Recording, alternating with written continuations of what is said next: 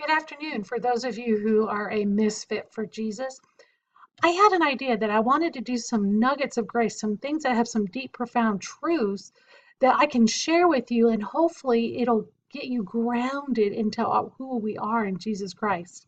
Well, the one thing I want to hit on is it's in the story of the prodigal son.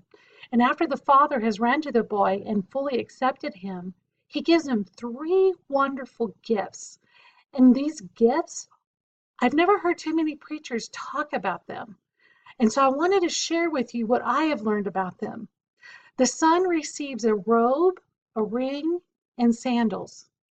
Now, I did some research, and there are some scriptures out there that talk about a robe. Now, you have to remember this boy has gone through a famine. He's hungry. So he is probably in the presence of his father in rags.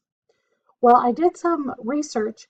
Zechariah 3:4 says, He spoke and said to those who were standing before him, saying, Remove the filthy garments from him. Again he said to him, See, I have taken your iniquity away from you, and will clothe you with festal robes. Then there's Isaiah 61:10.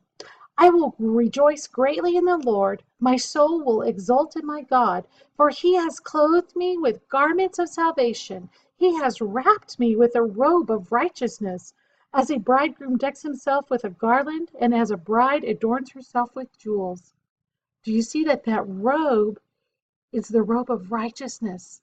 And that's not the only place. I believe Revelation even covers that we're all covered in white robes that are pure.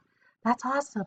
He immediately after squandering everything and living wildly, God gives him a robe of righteousness. Then there's the ring. And this ring means that his identity has been restored and he belongs to the family.